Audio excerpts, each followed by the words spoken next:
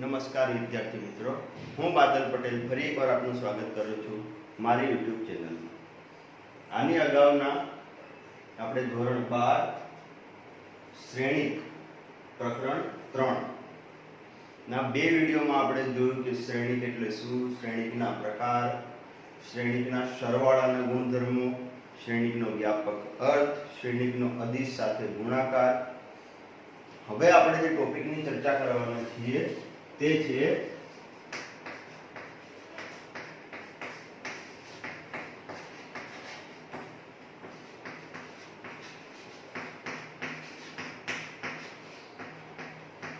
શ્રેણિકોના ગુણાકાર. જ્યારે આપણી પાસે બે શ્રેણિકો હોય અને તે બે શ્રેણિકના મારે જો ગુણાકાર કરવા હોય તો તેની અંદર પર અમુક ગુણધર્મોની સામ્યતા હોવી આવશ્યક છે. જે રીતે સરવાળા તફાવત માટે આપણી પાસે બે શ્રેણી, ત્રણ શ્રેણી, એ બધા શ્રેણીની શું આવશ્યકતા હતી? તો એ બધાની કક્ષાઓ સમાન હોવી જરૂરી હતી. હવે જો મારી પાસે કોઈ બે શ્રેણી હોય, ધારો કે મારી પાસે શ્રેણી A છે જેની કક્ષા છે m ક્રોસ n અને બીજો શ્રેણિક છે B કે જેની કક્ષા છે n ક્રોસ p. તો અને તો જ આ બે શ્રેણિકોના ગુણાકાર થઈ શકે છે. કઈ રીતે? તો તેના માટે એક ગુણધર્મ છે કે પ્રથમ શ્રેણીની સ્તંભની સંખ્યા, આ n છે એ શ્રેણિક A નું શું દર્શાવે છે? તો સ્તંભની સંખ્યા દર્શાવે છે. અને બીજો શ્રેણિક B કે જેની અંદર આ પ્રથમ n શું દર્શાવે છે? તેની હારની સંખ્યા. તો આપણે સરળ ભાષામાં એવું કહી શકીએ કે શ્રેણિક A એટલે કે પહેલા શ્રેણિકના સ્તંભની સંખ્યા અને બીજા શ્રેણિકના હારની સંખ્યા એ બંને જો સમાન હોય તો અને તો જ તે બે શ્રેણિકનો ગુણાકાર શક્ય છે. તેનું કારણ શું છે? તો ચાલો એક આપણે ઉદાહરણ લઈને સમજીએ. ધારો કે મારી પાસે કોઈ શ્રેણિક A છે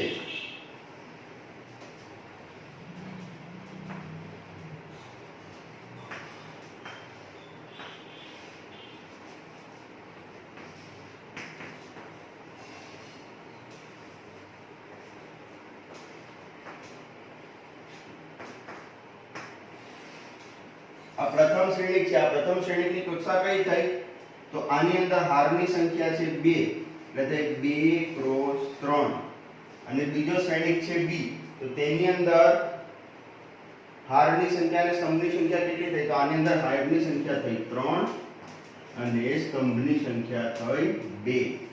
એટલે કે અહીંયા જો આપણને જોઈ શકીએ છીએ કે પ્રથમ શ્રેણિકના સ્તંભની સંખ્યા અને બીજા શ્રેણિકના હારની સંખ્યા આ બંને કેવી છે? સમાન છે.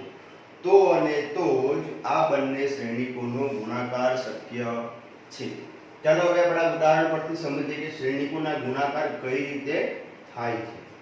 જો અમારે બે શ્રેણિકનો ગુણાકાર કરવો હોય AB તે બંને તો પેલા ગુણાકારના સ્વરૂપમાં લખવા પડે.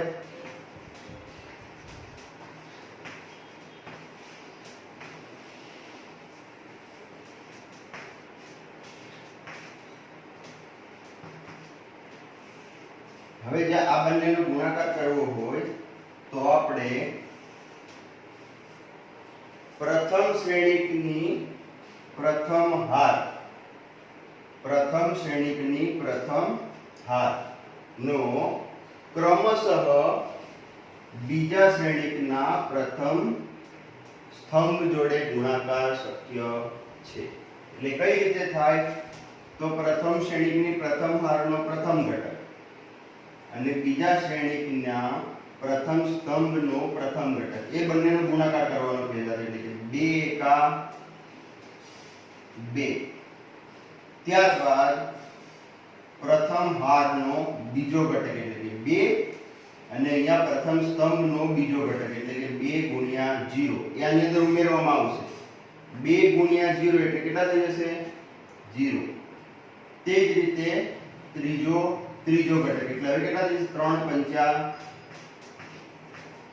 15 આ આપણા a અને b ગુણાકારના શ્રેણીકનો પ્રથમ ઘટક થયો આ બંનેનો સરવાળો કરીને આનો સરવાળો કરીને જે જવાબ આવશે ત્યાંનો પ્રથમ ઘટક થશે કોણ હતો ab નો હવે પ્રથમ શ્રેણીકની પ્રથમ હારનો બીજા શ્રેણીકના પ્રથમ સ્તંભ જોડે થઈ ગયો ગુણાકાર હવે એ જ રીતે ફરી જે પ્રથમ હાર છે એનો બીજા સ્તંભ જોડે ગુણાકાર કરવાનો છે જે રીતે આમાં આપણે અનુક્રમ ઘટકો જોડે કર્યું તે જ રીતે આનું પણ આના જે નંબરના ઘટકો આવતા હોય તેની જોડે એટલે કે પહેલા ઘટકનો પહેલા ઘટક જોડે વત્તા બીજા ઘટકનો બીજા ઘટક જોડે વત્તા ત્રીજા ઘટકનો ત્રીજા ઘટક જોડે હવે જુઓ 1 ગુણ્યા 4 એટલે કેટલા થઈ જશે 4 એકા 4 હવે ફરી 2 ગુણ્યા 1 એટલે વત્તા 2 એકા 2 હવે આપણે 3 ગુણ્યા -1 કરીશું ખરેખર આપણે તો ઉમેરવાનું છે પણ અહીંયા સંખ્યા શું આવી છે -3 એટલે પ્લસ કરીને આપણે એને લખી દઈશું -3 હવે પ્રથમ હારનું કામ પતી ગયું હવે બીજી હાર લેવાની છે હવે બીજી હારનો પ્રથમ સ્તંભ જોડે જે રીતે અનુક્રમ ઘટકોનો કરીએ આપણે તે જ રીતે એટલે 4 દુ 8 ફરી 0 ગુણ્યા 0 એટલે એ તો વત્તા 0 થવાનું છે ફરી 5 દુ 10 હવે બીજા હારનો પ્રથમ સ્તંભ જોડે થઈ ગયો ગુણાકાર હવે બીજી હારનો બીજા સ્તંભ જોડે કરવાનો છે એટલે શું થશે તો 4 ગુણ્યા 4 એટલે 4 ચોક 16 ફરી વત્તા 0 ગુણ્યા 1 એટલે કેટલા થઈ જશે 0 થઈ જશે અને હવે અહીંયા 2 એકા 2 પરંતુ અહીંયા -1 છે એટલે પ્લસ કરીને શું આવશે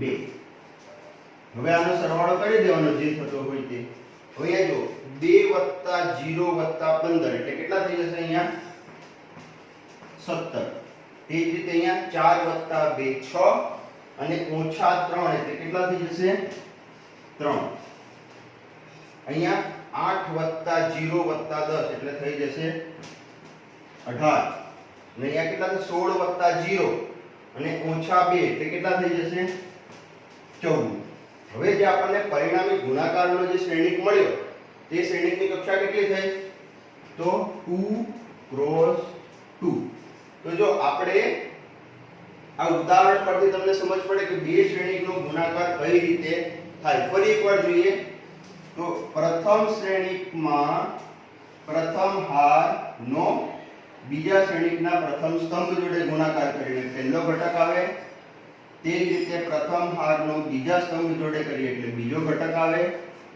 પછી બીજી હારનો પ્રથમ સ્તંભ જોડે કરીએ એટલે અહીંયા ત્રીજો ઘટક આવી જાય અને બીજી હારનો બીજા સ્તંભ જોડે કરો એટલે ચોથો ઘટક આવી જાય અને એ શ્રેણી કેવો મળે આપણને 2 × 2 નો હવે 2 × 2 પરથી આપણે જોઈએ અહીંયા પહેલા શ્રેણીકનો જે અહીંયા 2 છે આ 2 કોણ છે તો જે પ્રથમ શ્રેણીક છે તેની હારની સંખ્યા અને જે બીજો 2 છે એ છે બીજા શ્રેણીકના સ્તંભની સંખ્યા એટલે જો આના પરથી હવે આપણે સમજી શકીએ છીએ કે પહેલો ગુણધર્મ શું હતો ગુણાકાર માટેની શરત તો પ્રથમ શ્રેણીકના સ્તંભની સંખ્યા અને બીજા શ્રેણીકની હારની સંખ્યા સમાન હોવી જરૂરી છે હવે વિદ્યાર્થી મિત્રો આપણે જોયું કે ગુણાકાર બે શ્રેણીકનો કઈ રીતે થાય હવે તે ગુણાકાર માટેના જે નિયમો છે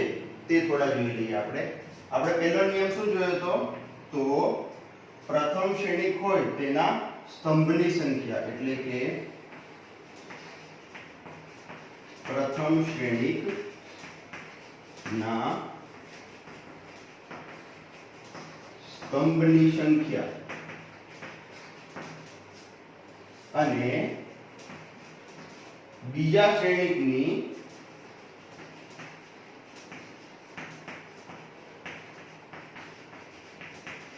હારની સંખ્યા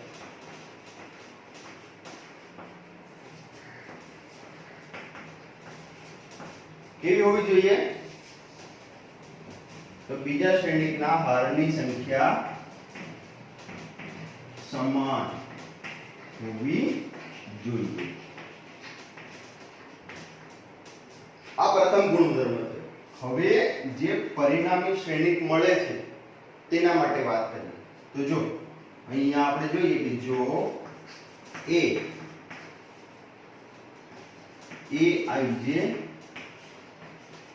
m ક્રોસ n હોય અને b છે bij જે n ક્રોસ p હોય, તો જે AB શ્રેણિક મળે એટલે કે પરિણામી શ્રેણિક બંનેના ગુણાકાર પરથી એની કક્ષા એ પ્રથમ શ્રેણિકની હાર અને બીજા શ્રેણિકના સ્તંભની હોય. એટલે કે કઈ રીતે? તો m ક્રોસ p થાય. જો એક એનું ઉદાહરણ જોઈએ આપણે. જો મારી પાસે શ્રેણિક A હોય કે જેની કક્ષા છે 2 ક્રોસ 3 અને બીજો શ્રેણિક છે B કે જેની કક્ષા છે 3 ક્રોસ 2. હવે જો ગુણાકાર માટેના પહેલા નિયમનું પાલન થાય છે અહીંયા, તો હા કે પહેલા શ્રેણિકના સ્તંભની સંખ્યા અને બીજા શ્રેણિકની હારની સંખ્યા સમાન છે, તો હા અહીંયા 3 છે ને અહીંયા પણ 3 છે. તો જે પરિણામી શ્રેણિક મળશે AB, તો AB ની કક્ષા શું થશે? હવે તમે તમારી રીતે લખી શકો છો. કઈ રીતે? તો AB ની કક્ષા થશે પ્રથમ શ્રેણિકની હાર એટલે કે 2 ક્રોસ બીજા શ્રેણિકના સ્તંભ 2 ક્રોસ 2. તો AB ની કક્ષા થશે 2 ક્રોસ 2. એટલે આ થયું શ્રેણિકોના ગુણાકાર આપણે કઈ રીતે કરી શકીએ છીએ તે. તો ફરી એકવાર તેના ગુણધર્મો જોઈ લઈએ કે શું તો જરૂરી છે? તો પ્રથમ શ્રેણિકના સ્તંભની સંખ્યા અને બીજા શ્રેણિકના હારની સંખ્યા સમાન હોવી જરૂરી છે. તો અને તો જ તે બે શ્રેણિકનો ગુણાકાર શક્ય છે. અને બીજો ગુણધર્મ શું છે? તો ગુણાકાર કર્યા બાદ જે નવો શ્રેણિક મળે તેની કક્ષા કઈ હશે? તો તેની કક્ષા હશે m ક્રોસ p. આ વસ્તુ તમારે વિકલ્પમાં પૂછાઈ શકે છે. કઈ રીતે? તો જો તમને આપી દીધું, અહીંયા આપ્યું છે તે જ રીતે કે a આપ્યો હોય aij 2 ક્રોસ 3 અને b આપ્યો હોય bij 3 ક્રોસ 2 અને લખેલું હોય કે તેના પરિણામી શ્રેણિક a ક્રોસ b ની કક્ષા ખાલી જગ્યા થાય. તો તેના પરથી આપણે સીધું લખી શકીએ. કઈ રીતે? તો પ્રથમ શ્રેણિકની હારની સંખ્યા ક્રોસ બીજા શ્રેણિકના સ્તંભની સંખ્યા.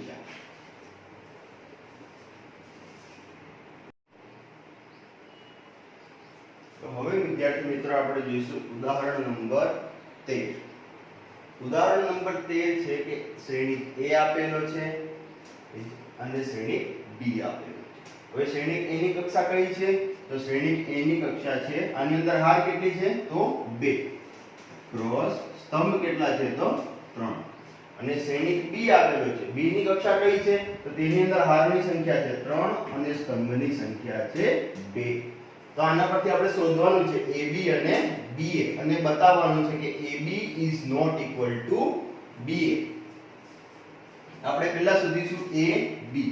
એટલે કે AB શોધવો હોય તો આપણને ખબર છે શું જરૂરી છે?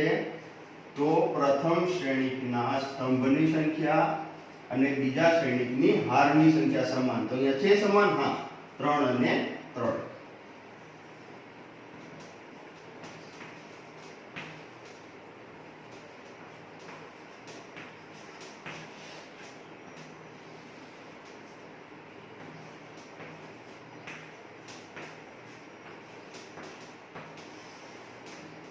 ચલો વિદ્યાર્થી મિત્રો, આપણે હવે ગુણાકાર કરીશું. કઈ રીતે કર્યો? તો પ્રથમ શ્રેણિકની પ્રથમ હારનો બીજા શ્રેણિકના પ્રથમ સ્તંભના અનુક્રમે જે બધા જ ઘટકો આવતા હોય તે. એટલે કે પહેલો ઘટક છે અહીંયા 1 અને અહીંયા પહેલો ઘટક છે 2 એટલે 2 એકા 2. હવે વત્તા -2 ગુણ્યા 4 એટલે કેટલા થઈ જશે? -8. પછી વત્તા 3 ગુણ્યા 2 એટલે કેટલા થઈ જશે? 6. ત્યારબાદ પ્રથમ હારનો બીજા સ્તંભ જોડે એટલે કે 3 એકા 3 વત્તા 5 દુ એટલે કેટલા થઈ જશે -10 ફરી વત્તા 3 એકા 3 તે જ રીતે અહીંયા કરીશું તો -4 ગુણ્યા 2 એટલે કેટલા થઈ જશે -8 ફરી 4 ગુણ્યા 2 એટલે 8 અને છેલ્લે 5 દુ 10 તે જ રીતે હવે અહીંયા ક્યાં આવશે તો -4 એટલે કે બીજા હારની બીજા સ્તંભ જોડે એટલે -4 ગુણ્યા 3 એટલે કેટલા છે -12 ફરી વત્તા 5 દુ 10 અને અંતમાં 5 એકા 5 એટલે કેટલા મળશે આપણને અહીંયા તો AB શ્રેણી જે મળશે તે મળશે અહીંયા જો 2 -8 એટલે કેટલા થશે -6 અને +6 એટલે 0 અહીંયા થશે +3 છેલ્લે પણ +3 એટલે 3 ને 3 6 અને -10 એટલે કેટલા થઈ જશે -4 અહીંયા -8 અને +8 તો શૂન્ય થઈ જશે એટલે કેટલા વધ્યા 10 અને અહીંયા -12 વત્તા 10 એટલે -2 અને +5 એટલે કેટલા મળશે 3 તો આ મળી ગયો આપણો A B હવે આપણે જોઈશું BA તો જો મારે BA શોધવો હોય તો પહેલા શ્રેણિક B આવશે એટલે આ શ્રેણિક આવશે એ શ્રેણિક શું છે આપણી પાસે 2 3 4 5 2 1 અને શ્રેણિક A એટલે કયો આવશે આ શ્રેણિક એટલે 1 -2 3 -4 2 અને 5 એ શ્રેણિક શું આવશે તો હવે આ બંનેનો જો ગુણાકાર કરીએ આપણે તો આપણને ખબર છે કે પ્રથમ હારનો પ્રથમ સ્તંભ જોડે એટલે મારી પાસે પ્રથમ હાર છે એનો પ્રથમ સ્તંભ જોડે અનુક્રમે ગુણાકાર કરતો જવાનો એટલે પ્રથમ હારનો પહેલા પ્રથમ સ્તંભ જોડે એટલે પહેલો ઘટક ફરી પ્રથમ હારનો બીજા સ્તંભ જોડે એટલે બીજો ઘટક ફરી પ્રથમ હારનો ત્રીજા સ્તંભ જોડે એટલે ત્રીજો ઘટક એટલે પ્રથમ હારનો પ્રથમ સ્તંભના પહેલા ઘટક જોડે કરીએ તો 2 એકા 2 ફરી 4 તરી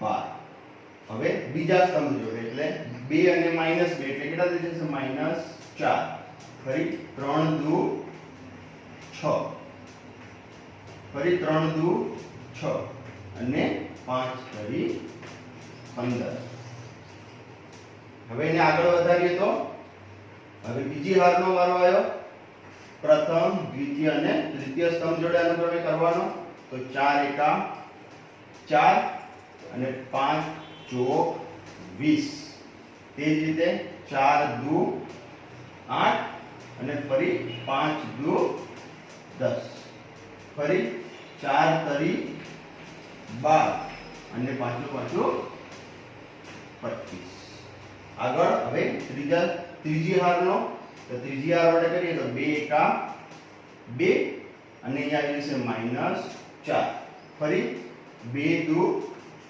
4 અને 2 એકા 2 ફરી 3 દુ 6 અને 5 એકા 5 તો આનો જવાબ શું આવશે આનો જવાબ આવશે 2 - 12 એટલે કેટલા થઈ જશે -10 આ +6 અને -4 એટલે કેટલા થઈ જશે 2 આ થઈ જશે 15 ને 6 21 અહીંયા આવશે 4 અને -20 એટલે કેટલા થઈ જશે -16 આ કેટલા થશે -8 અને 10 એટલે આ મળશે 2 અહીંયા થશે 25 અને 12 એટલે કેટલો થઈ જશે સરવાળો એનો 5 ને 2 7 અને 2 ને 1 3 એટલે થઈ જશે 37 અહીંયા થશે 2 - 4 એટલે કેટલા થઈ જશે -2 આ થશે -4 વત્તા 2 એટલે -2 અને 6 અને 5 11 તો મિત્રો જો આપણે AB કર્યું તો કેટલી કક્ષાનો શ્રેણિક મળ્યો તો 2 ક્રોસ 2 અને BA કર્યું તો કેટલી કક્ષાનો મળ્યો 3 ક્રોસ 3 તો આપણને અહીંયાથી ક્લિયર જોવાઈ જાય છે કે AB અને BA બંને સરખા નથી એટલે આપણે અંતમાં શું લખી શકીએ તો AB is not equal to BA તો એનો મતલબ એવો થયો કે શ્રેણીકો ગુણાકારમાં ક્રમના નિયમનું પાલન કરતા નથી. એટલે આપણે અહીંયા શું લખી શકીએ? નોંધ લખી શકીએ. આ શ્રેણીકનો એક ગુણાકારનો ગુણધર્મ થઈ ગયો. શું? તો ગુણાકારમાં ક્રમના નિયમનું પાલન થતું નથી. આ તમે પોતાની નોટબુકમાં નોંધી શકો. એક નિયમ છે, આ શ્રેણીકનો નિયમ છે કે જો તમને કદાચ વિકલ્પોમાં પૂછી લે કે આપણી પાસે શ્રેણીક A છે જે 2x3 કક્ષાનો છે, શ્રેણીક B છે જે 3x2 કક્ષાનો છે, તો AB ખાલી જગ્યા BA. તો AB ખાલી જગ્યા BA, તો ખાલી જગ્યામાં શું આવશે? is not equal to, એટલે કે શ્રેણીકમાં ક્રમના નિયમનું પાલન થતું નથી.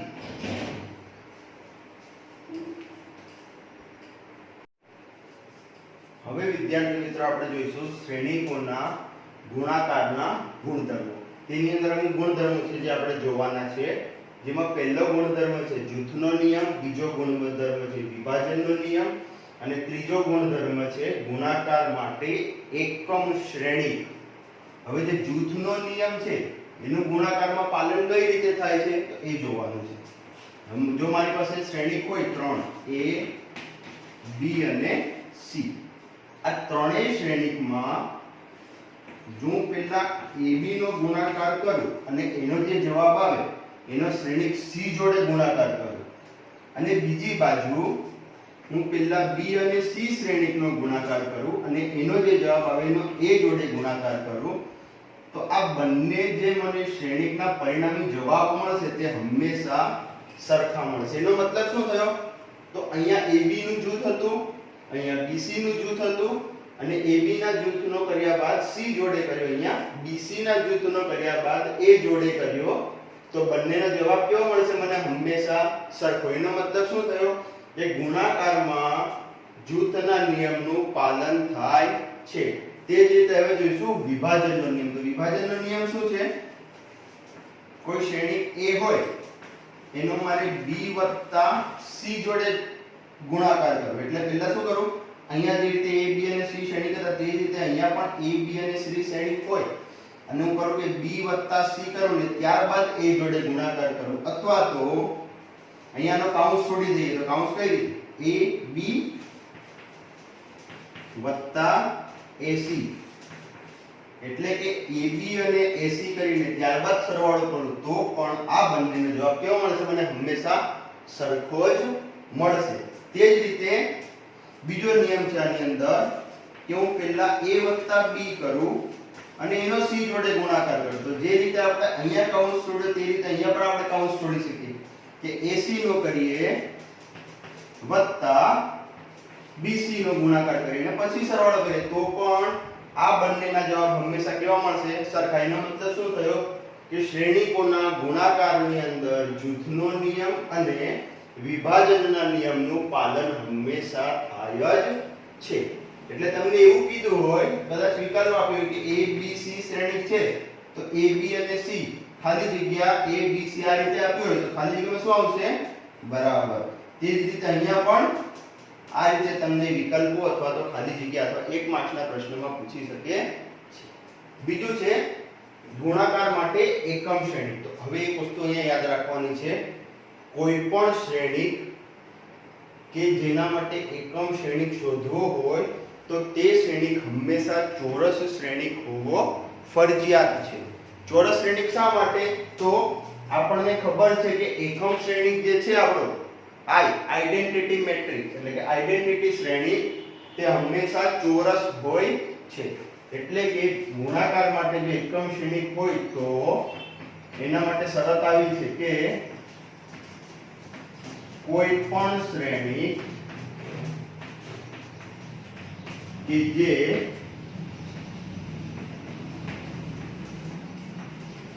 ચોરસ શ્રેણીક હોય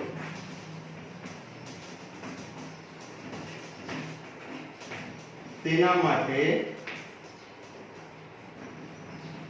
તેના જેટલી જ કક્ષાનો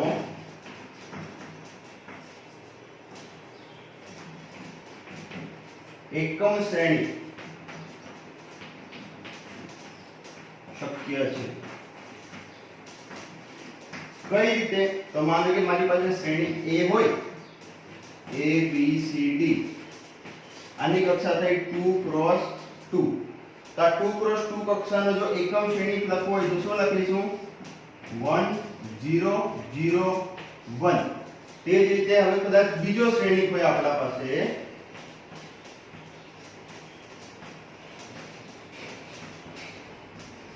તો આની કક્ષા માટેનો જે એકમ શ્રેણી શોધીશું તો શું થશે? એકમ શ્રેણી આની કક્ષા માટેનો આ છે 3 ક્રોસ 3. તો આનો એકમ શ્રેણી થશે એટલે કે એવા શ્રેણીકો કે જે હંમેશા ચોરસ હોય તો અને તો જ તેના માટે એકમ શ્રેણીકનું અસ્તિત્વ છે.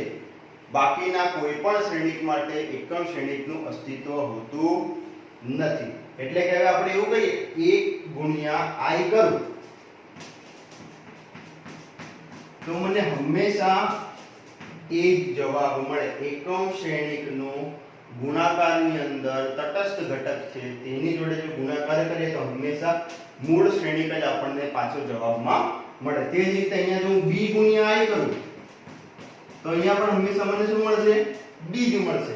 એટલે કે ગુણાકાર માટે જો એકમ શ્રેણીક હોય તો એ શ્રેણીક કેવો જરૂરી છે? પહેલા તો ચોરસ શ્રેણીક હોવો જરૂરી છે. એ ચોરસ શ્રેણીક સાથે તેના એકમ ઘટકનો એટલે કે એકમ શ્રેણીકનો ગુણાકાર કરીએ તો મૂળ શ્રેણીક જ ફરી આપણને પાછો જવાબમાં મળશે.